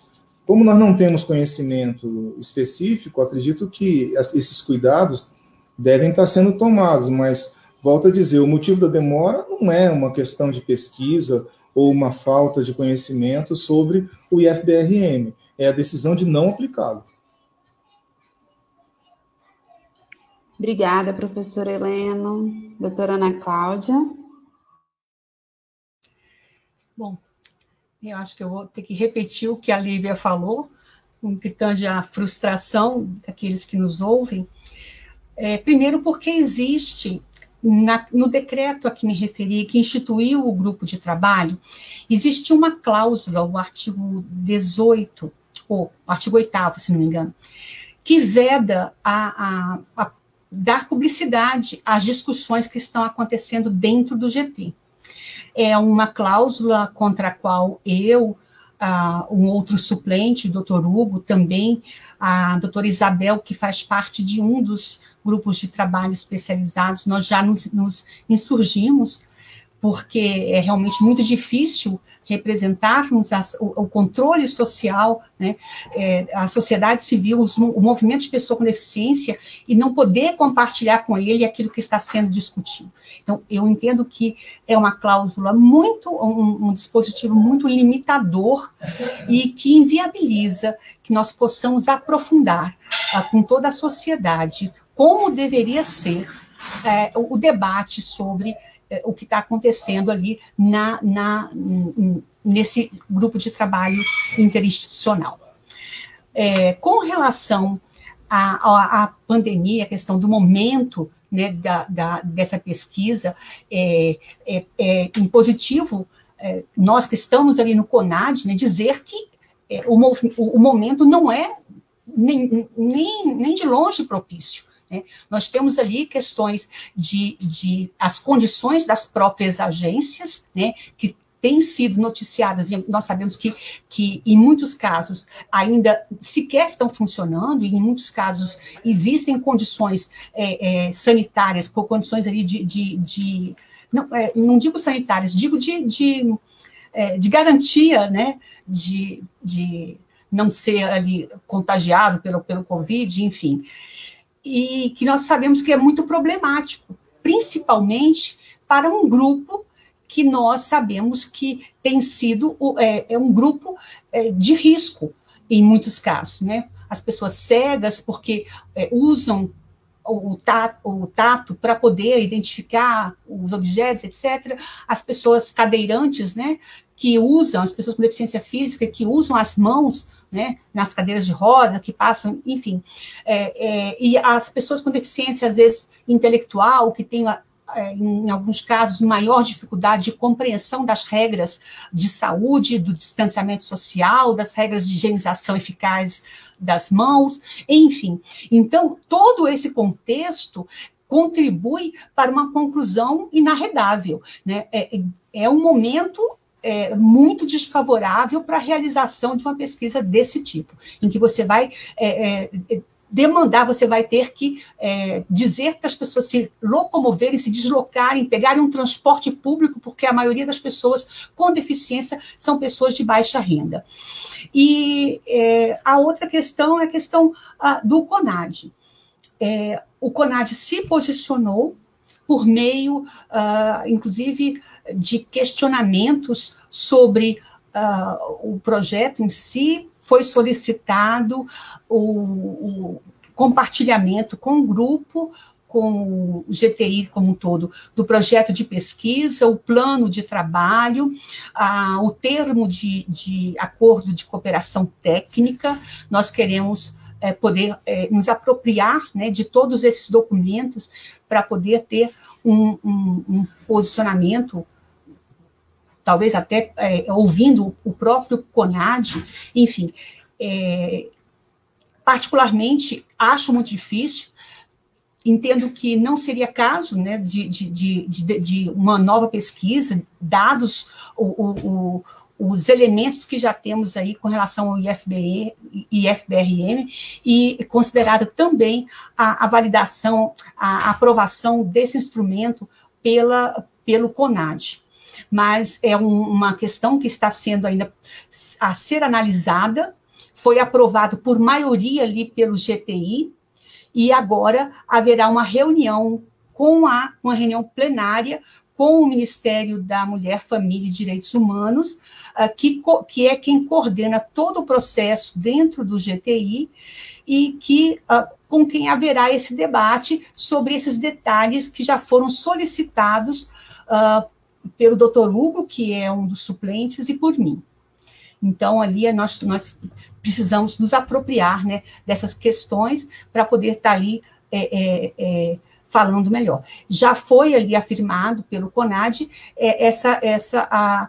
reafirmado que o instrumento adequado é o IFBRM, e que qualquer outro instrumento não teria a nossa anuência, e que qualquer ajuste que viesse a ser feito neste instrumento, ele teria validade se por um acaso não desnaturasse o instrumento que foi validado. Então, nesse sentido, seria aí ajustes que seriam acompanhados pela própria ONB, como está ali previsto, ou até, como a Lívia falou, sem o acompanhamento da ONB, mas que não pudesse intervir naquilo que foi apresentado e aprovado.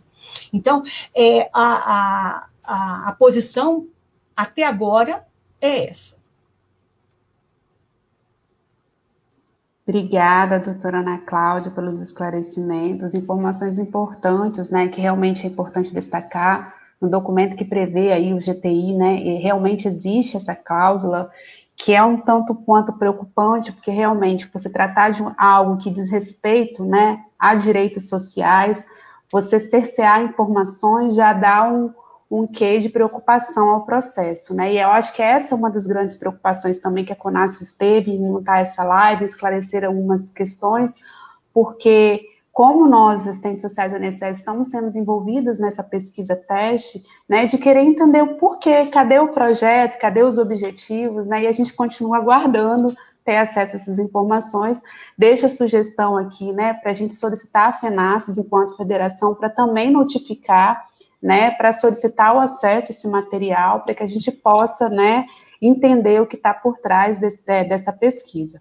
Então, vamos mais para a última rodada de perguntas, para a gente já seguir para as considerações finais. Teve uma pergunta de uma participante, que ele perguntou assim, acho que é mais específico com relação até ao próprio FRN, né? Como que fica no caso das deficiências psicossociais? Aí a gente deixa aí para a professora Lívia, né, e a doutora Helena responder. Outra pergunta que tem é, considerando todo o processo de construção e pesquisa, envolvendo vários atores e entidades, inclusive com a participação no movimento das pessoas com deficiência, que culminaram na validação do instrumento único pelo CONAD, como os palestrantes avaliam que deveria ser um processo de capacitação para a implementação do instrumento, desde a carga horária de capacitação para multiplicadores e metodologia para capacitar os profissionais que vão aplicar o instrumento, né? Uma outra pergunta, também envolvendo a capacitação, né? Se o CONAD tem conhecimento ou está participando, eu acho que isso a doutora Ana Cláudia já respondeu, né, que não, desse processo de testagem, mas pergunta se o CONAD tem conhecimento e que as capacitações estão sendo feitas por palestras virtuais com duração de 8 horas. Né? E também foi feita uma pergunta mais direta, como é que é a composição do GTI, se é uma composição paritária da sociedade civil com o governo ou não. Acho que a doutora Ana Cláudia também pode responder. Uma outra pergunta é como o CONAD vai acompanhar essa testagem do instrumento no INSS, que tem se dado de forma bastante enviesada e questionável, diga-se de passagem, já que foi uma proposta que saiu do GTI. E quais seriam as implicações se o instrumento se mostrar mais inclusivo, já que os objetivos do atual governo, e particularmente do Ministério da Economia, vão na contramão da ampliação dos direitos. A última pergunta, não vai dar para ler todas as perguntas, a gente agradece a participação, chamamos a atenção que a gente já passou do alcance de mais de 500 compartilhamentos e, ao vivo, né, a gente sabe que depois o vídeo acaba sendo acessado por outras pessoas. A última pergunta é, o debate nos dá subsídios até então não dialogados no próprio INSS. Nós, profissionais que operacionalizamos essa avaliação, temos o direito da transparência das informações, e de sabermos com que intencionalidade está sendo desconsiderado um processo longo de estudo e pesquisa realizado com investimento público. Aí pergunta-se se já foi feita alguma manifestação no Ministério Público Federal sobre esse processo de testagem. É isso, eu devolvo a palavra para a professora Lívia, depois a professora Helena e a doutora Ana Cláudia.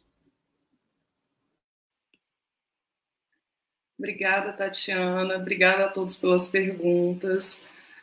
São todas perguntas muito pertinentes, mas eu acho que nesse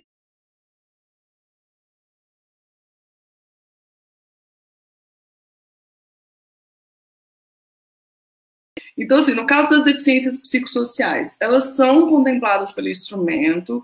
O grupo que faz a validação de conteúdo do instrumento, ele cria um fuzzy para a deficiência mental, né, e determina quais são os domínios que são associados a ele, como a gente tem no IFBRA 4, né, tem deficiência visual, auditiva, intelectual e física, motora, né, aí tem um novo fuzzy, mas não só por isso, né, a ideia da família IFBR é você listar um conjunto de atividades que descrevam uma funcionalidade média ou média o suficiente, né, dos brasileiros, né, das pessoas no Brasil. E é por isso também que o instrumento ele sempre tem que ser aplicado à luz do contexto do sujeito.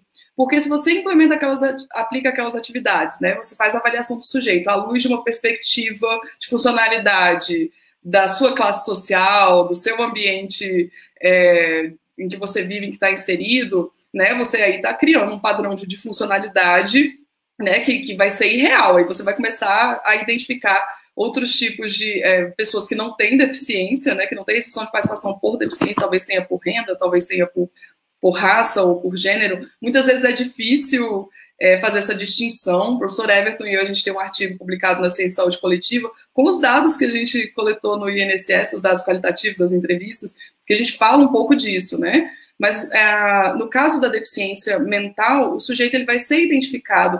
Eu estou falando de deficiência mental para usar a terminologia da convenção, gente. Eu sei que existe tensões terminológicas no campo, tá? Mas no caso da deficiência mental, ela vai ser reconhecida, ela vai ser identificada na medida em que a interação desse sujeito com o meio dele produz restrição de participação, assim como os outros tipos de deficiência. Então, o instrumento também se mostrou válido para essa população, né? E a questão da capacitação, né? Nós temos alguma experiência com capacitação, né? Participamos das capacitações que a INSS montou naquele momento, tudo muito corrido, muito inicial. Não sei se vocês lembram daquela capacitação nacional em Brasília, que foi fogo, foi explosivo, com toda a razão do mundo, né? Assim, era uma coisa sendo atropelada naquele momento, né? E por conta da resistência do posicionamento dos técnicos, não, isso aqui tem que ser feito devagar, né? E aí foram feitas outras capacitações, né, nas gerências do INSS. Eu não lembro exatamente como foi a organização, mas para essa capacitação a gente fez parte à distância, foi uma capacitação de 29 horas, em que 14 ou 16 eram à distância. Ai, gente, minha memória está cada vez pior, final do ano, então. E assim, 14 ou 16 presenciais, né? Que era 2 dias de capacitação presencial. Eu não necessariamente precisa ser essa quantidade de horas, não é sobre isso que eu estou falando, mas tem partes da capacitação que a gente considera fundamentais para uma capacitação bem-sucedida, né? Que é justamente as oficinas de aplicação do instrumento, né? Que as pessoas possam ver casos, possam ler sobre casos. Na situação, a gente gravou vídeos com pessoas com deficiência, né, que aceitaram participar, que assinaram um termo de cessão de imagem, né, e de conteúdo, pessoas com autonomia para fazer essas entrevistas e essa participação, e a gente aplicava o instrumento em oficina, e isso era muito importante, porque a gente tinha condição de discutir as especificidades de cada uma das questões, né? A gente podia dirimir dúvidas, ali concretizava toda aquela dimensão teórica do modelo biopsicossocial, ela ganhava um vulto, né? Por exemplo, tem 2 questões que também tem no IFBRA, que é, por exemplo, regulação da micção, regulação da defecação, né? Que são atividades que, se você tiver uma perspectiva exclusivamente biomédica, você vai olhar para controle de esfíncter, por exemplo, né? E, na verdade, não se trata disso, se trata de olhar para a autonomia do sujeito com aquelas atividades, se ele consegue realizar todos os processos com mais demais pessoas, se ele precisa de ajuda de alguém, ou se ele não faz aquilo sozinho. É isso, né? E todas as etapas que envolvem a atividade. Não se trata de controle de esfíncter, isso é um olhar biomédico para a atividade. E ali no instrumento, todas as atividades você pode aplicar na perspectiva biomédica ou pode aplicar na perspectiva biopsicossocial, né? Então, a capacitação ela é importante para mobilizar o olhar do avaliador e efetivamente concretizar uma avaliação biopsicossocial. Eu dei um exemplo, eu poderia dar outros, né? Então, é mais em termos de conteúdo, horas em si, eu não... poderia ser até um pouco menos, né? Não é essa a questão, mas nas nossas capacitações foi a etapa que se mostrou mais fundamental. É isso que a gente teria de grande contribuição, né? Para possíveis capacitações no futuro. Aqui eu encerro. Obrigada. Eu já me despeço, Tatiana? Ou não? Não, depois eu abro as considerações finais. Tá bem. Obrigada, Lívia. Heleno. Eu gostaria de abordar 2 aspectos que a professora Lívia falou, mas que eu gostaria de destacar. As capacitações presenciais com oficinas, elas foram fundamentais, inclusive, para o processo de contato com os pesquisadores em campo. E a maioria desses campos, em várias cidades brasileiras, ela se deu por uma grande interferência de assistentes sociais que não são os do INSS, que foram assistentes sociais que estão presentes no Sistema Único de Saúde, em vários aparatos públicos onde os assistentes sociais trabalham. E a visão, desde Campina Grande até, vamos dizer, uma cidade no sul do país, ela é mediada por essa participação de profissionais que têm uma visão da sociedade, portanto, tem do componente social, né? Mas também tem o biopsíquico, e que quando você pega um fisioterapeuta que está trabalhando em dupla com um assistente social, a capacidade dessa dupla de avaliar uma pessoa com deficiência, ela se multiplica, porque o olhar dos dois interage, embora eles façam avaliações independentes. O que um faz e registra no formulário não é igual ao que o outro faz. E, no final, a avaliação é uma soma das duas coisas, né? Que traz uma avaliação do caráter biológico, sim, porque eles têm a informação de qual é o impedimento que a pessoa tem, ou como ela chegou ali a ser atendida naquele serviço, mas tem também do contexto social em que a pessoa vive e do contexto psicológico que ela trabalha. A outra questão, que eu acho que ficou bastante difícil para a equipe da Universidade de Brasília com essa determinação de segredo, particularmente agravada pelo contrato entre a OEI e a Universidade de Brasília, que diz que só se pode divulgar um relatório e os elementos dele depois de autorizado e homologado pelo Ministério que contratou a pesquisa. No caso, era o Ministério da Justiça, depois mudou para o Ministério da Mulher, Família e Direitos Humanos. E isso leva a uma questão que, do ponto de vista epidemiológico e de pesquisa, gerou um impasse muito grave, inclusive para o pessoal do Ministério da Saúde que trabalhou nessa pesquisa, não apenas para a universidade.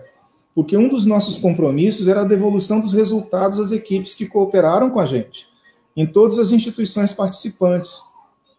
E o pessoal espera esse resultado há 1 ano e 1 mês, e acredito eu, pela falta de informação nacional a esse respeito, agravada agora por um decreto que eu vou dizer claramente, um decreto autoritário de um governo neoliberal, neofascista, que diz que não pode divulgar resultados de discussão interna, né?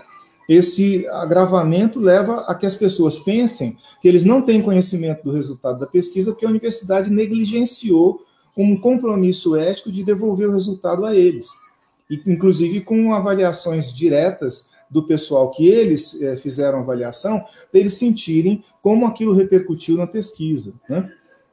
Essa não devolução do resultado, por exemplo, a unidade de avaliação de pessoas com deficiência na Universidade Estadual do Pará, a universidade que cooperou ao Centro de Especialidade de Referência, que cooperou no Recife, a uma instituição, uma UMAPAI, localizada no sul do Brasil, fica parecendo que é negligência da universidade. E eu queria, desde já, me desculpar, não só a negligência, como eu protesto veementemente por termos chegado a 1 ano e 1 mês sem que eles tenham conhecimento do resultado. Inclusive, ouvindo alegações de outras pessoas que tiveram acesso ao documento por obrigações profissionais dentro do governo e que saem falando coisas que não correspondem à verdade a respeito do processo da validação. Então, quando alguém fala dentro do governo e põe essa fala pública e nos corta o direito de dizer o que a gente tem como resposta e como conteúdo daquela validação que nós participamos, isso tolhe um direito que, do ponto de vista humanitário e ético, está em conflito com as obrigações legais de ficarmos calados porque o governo ou o ministério não quer que seja divulgado, né? Então, as discussões internas são muito pertinentes, as avaliações continuadas científicas e de refinamento são muito pertinentes, mas o segredo é antiético e é politicamente inconveniente. Eu me ressinto muito de ter feito parte de uma pesquisa que tinha o compromisso de divulgação e está sendo proibido de divulgá-la. Eu acho que isso é muito grave, do ponto de vista de pesquisa epidemiológica. Eu nunca participei de uma pesquisa que eu tivesse que ficar de boca calada, inclusive não dizendo a quem participou o resultado da participação da pessoa que gentilmente concordou em participar. Muito obrigado.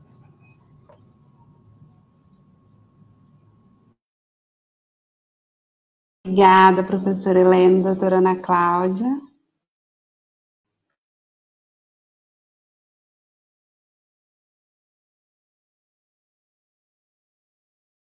relacionada, acho que é a mais difícil, eu vou começar logo pela mais difícil. O que ocorrerá se for mais inclusivo o resultado dessa pesquisa? Bom, esse aí é o grande receio de todos aqueles que militam em prol dos direitos das pessoas com deficiência. Esse é o grande receio daqueles que efetivamente acreditam ainda que é possível que seja implementado no Estado brasileiro uma avaliação biopsicossocial e que, a partir desta avaliação, possa ser assegurada uma vida mais digna, uma vida mais consentânea, uma vida mais em conformidade com a Convenção, com aquilo que a Convenção previu para essas pessoas. Eu tenho certeza de que o CONAD deliberará num sentido de reafirmar o seu compromisso com o IFBRM, agora nessa reunião plenária que acontecerá. Nós temos notícia de que a Secretaria Nacional da Pessoa com Deficiência não participava inicialmente da pesquisa, acabou se envolvendo na pesquisa, exatamente para poder acompanhar o desenvolvimento de tudo. Essa é a notícia que nos foi passada, e que acredito que essa notícia não está ali gravada com cláusula de sigilo, e nós acreditamos que o envolvimento, né, do Ministério vai garantir aí o acompanhamento de todo esse trabalho, inclusive a questão da acessibilidade das pessoas com deficiência, né, dos vídeos, da forma de se explicar, enfim. O que tem sido sustentado pelo Ministério da Mulher, Família e Direitos Humanos é de que esses estudos comparativos, aliás, não só por eles, por aqueles que apresentaram a pesquisa, pelo Ministério da Economia e outros, de que esses estudos comparativos, eles são apenas para avaliar os impactos do IFBRM nas políticas públicas, e que não coincidem com a mesma pesquisa da UNB. Então, é algo que vai ser, como eu já disse, objeto, né, dessa reunião plenária, e que, a partir disso, é que a gente vai poder ter se apropriar melhor, a partir de todos aqueles documentos a que me referi, né, para poder dar uma posição. Quem sabe aí em outra live, em outro momento, a gente possa conversar mais sobre isso, né, e acompanhar, de fato, de perto, né, essa pesquisa. Eu acho que o papel aí dos assistentes sociais, se for inevitável que ela aconteça, né, é importante que os assistentes sociais possam estar acompanhando de perto tudo o que está acontecendo, exatamente porque acredito que velam como nós por aquilo que temos lutado. Com relação à composição, ela não é paritária de modo algum. Eu vou ler aqui a composição: são 7 representantes do governo e 2 da sociedade civil. São 2 representantes do Ministério da Mulher, e aí é esse ministério que coordena o GTI. São 2 do Ministério da Economia, 2 da Cidadania, 2 da Saúde, 1 advogado-geral da União. E, como eu já disse, 2 do CONAD. Então, a representação não é nem de longe paritária. Como o CONAD vai acompanhar a testagem, acreditamos que essa reunião plenária, que vai acontecer com o MMFDH, deve nos dar ali o norte, né, de como é que isso pode acontecer. É fato de que o CONAD, assim como esteve presente em todo o processo, né, de validação da pesquisa, nesse complemento que se diz aqui, deve também participar, sob pena de violação da Convenção do artigo 4.3.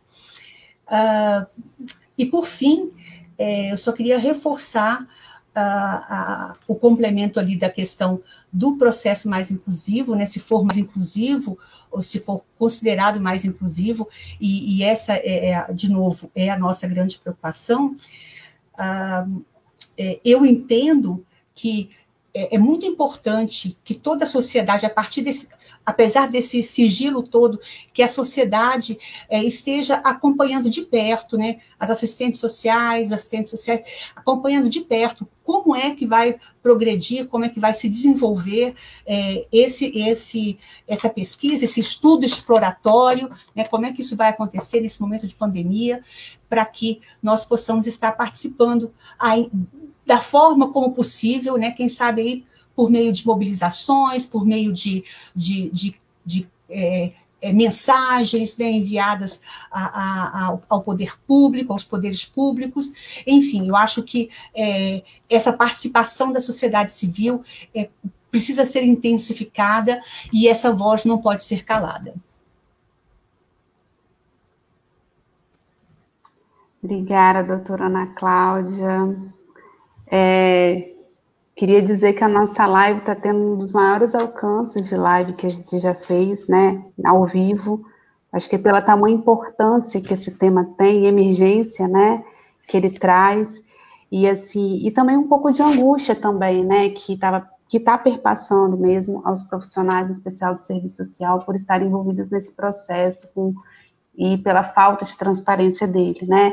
E, assim, até enquanto assistente social, eu quero chamar a atenção aos colegas assistentes sociais, né, que ao avaliar, né, caracterizar a deficiência, a fim de reconhecer direitos, né, a gente deve estar sempre respaldado nos conceitos teóricos, metodológicos, ético-político, técnico-operativo, né, fugindo sempre do senso comum de visões pré-concebidas. Então, é por isso que essa nossa ampla preocupação com o processo de teste, de capacitação, porque a gente deseja, né, uma qualificação concisa, coesa, inclusive, né, que seja continuada, comprometida com a escuta qualificada, explorando ao máximo o tempo disponível para o atendimento, tendo por base que cada sujeito ali que a gente está atendendo é único, que em cada atendimento teremos sempre uma nova história, e que vai exigir da gente muito além de clareza sobre domínio por domínio, né, porque avaliar não é presumir a vida das pessoas, né, é ouvir, e para isso sim você conseguir avaliar.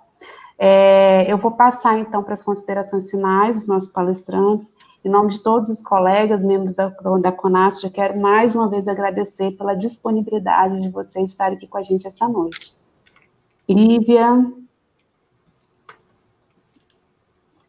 Obrigada, Tatiana. Eu queria agradecer imensamente, né, o convite para participar. O Serviço Social da INSS é uma das esferas de atuação que eu mais admiro, tem uma história belíssima, uma história e um presente, eu tenho certeza que um futuro belíssimo, né, na implementação das políticas sociais, né, nesse compromisso ético-político profissional que sempre que tem todo um esforço, toda uma vigília. Essa live às pressas, ela é mais uma expressão disso, ela é mais um exemplo disso, né? O alcance dessa live também, né? Fiquei feliz que a Tatiana colocou, porque vivemos tempos muito... não podemos estar sozinhos, a gente precisa dialogar, a gente precisa adquirir conhecimento, precisa ouvir as pessoas, né? E para poder comprar as nossas brigas e pensar as nossas bandeiras, enfim. E nesse sentido, assim, eu fico muito à disposição, né? Não só, óbvio, eu sempre fico muito disponível para discutir sobre a avaliação da deficiência, mas o INSS foi parceiro de pesquisa, espero que seja parceiro na implementação do modelo único de avaliação da deficiência com o IFBRM, e eu vou estar, assim, completamente à disposição em todos esses processos que serão implementados se tudo der muito certo.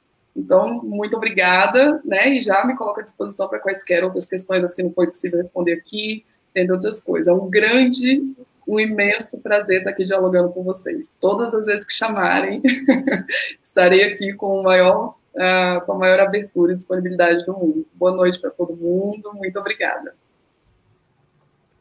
Obrigada, Lívia. Professora Helena. Eu quero agradecer especialmente aos intérpretes de Libras, que eu acho Eu fico muito curioso como elas entram nesse universo de que nós ficamos aqui discutindo, porque não faz parte da linguagem do social comum, ou chamado senso comum. É uma obra de arte, essa interpretação, e elas têm o mérito de nos traduzir para um público que tem interesse direto no tema. Então, o mérito da nossa reunião, provavelmente, grande parte desse mérito é atribuído às intérpretes. A FENASP, que montou o pano de fundo para isso a coordenação na pessoa da Tatiana Cavati, que nos hospedou para esse debate, né? E a professora, a doutora Ana Cláudia, a doutora Lívia, que estão aqui me acolhendo nesse momento como seu parceiro nessa trajetória. Eu queria agradecer muito e dizer que estou à disposição para a nossa continuidade. Cheguemos ao mês de janeiro de 2021 com vida e saúde para todos podermos continuar contribuindo com esse processo. Muito obrigado. Obrigada, professora Helena. Doutora Ana Cláudia. Bom, eu gostaria de pedir desculpas, né, por não ter conseguido aprofundar mais, né, algumas perguntas, alguns questionamentos, mas tenho certeza que após essa reunião plenária que teremos ali, nós conseguiremos delimitar ali algumas questões que ainda precisam ser esclarecidas, e acredito que teremos condições de responder a todos os questionamentos. Eu queria agradecer aqui mais uma vez o convite para estar aqui com vocês, a felicidade aqui da reafirmação da parceria dos especialistas da UNB, professora Lívia, professora Helena, a quem tanto respeito. Acredito realmente que é uma parceria que não pode acabar pelo trabalho tão valoroso que vocês prestaram para o Brasil. E gostaria de fechar lembrando um pouco dessa nossa luta política e lembrar que os direitos, ao contrário do que algumas pessoas pensam, eles não são frutos, né, das leis, né, da convenção, da LBI, são frutos antes, né, desses processos históricos de lutas das pessoas que, justamente por se encontrarem em situações de opressão, buscam transformar o contexto em que vivem. Por meio de lutas, por meio de lutas por dignidade. A história dos direitos humanos identifica-se com a dinâmica social, a dinâmica dessa nossa sociedade, tão ansiosa por respostas, né, tão ansiosa por uma implementação de um direito, né, que já foi ali assegurado na norma. Identifica-se essa história como um caminho orientado pela ação humana organizada em processo de libertação. E aí eu estou parafraseando o escrivão filho José Geraldo, da Universidade de Brasília, e com as práticas sociais destinadas a um projeto de construção da realidade que está intimamente ligado, vinculado a uma dimensão política. Por isso é que, reitero, não nos calemos, né? Vamos de mãos dadas, aí, como diz Drummond, né? O mundo é tão grande, né? Não nos afastemos muito. Vamos nos aproximar desse momento final aí em que se implementa em que se busca esse estudo exploratório para ver esse impacto e que possamos acreditar que o melhor resultado será efetivado aí pelo governo brasileiro. E queria fechar citando Victor Hugo. Nada é mais poderoso do que uma ideia que chegou no tempo certo. A ideia da avaliação biopsicossocial já até passou do tempo, mas vamos fazer com que o tempo dela seja agora. Muito obrigada.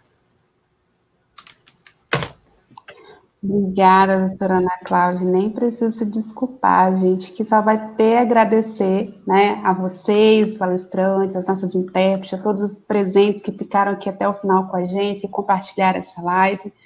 Né, quero agradecer a todo mundo por toda essa troca dessa noite, a cada pergunta feita, aos comentários, e dizer que a CONASFES, né, reafirma o compromisso em fazer a defesa do modelo avaliativo do IFBRM, né, na perspectiva biopsicossocial, de modo multiprofissional, interdisciplinar. Né, eu vou plagiar a fala de uma colega que apareceu aqui nos comentários, né? A universidade pública, sob o tripé ensino, pesquisa e extensão socialmente referenciada, é quem deve acompanhar, monitorar e reavaliar o processo juntamente com os movimentos das pessoas com deficiência. Do contrário, a política social não será pública em sua essência do reconhecimento de direitos.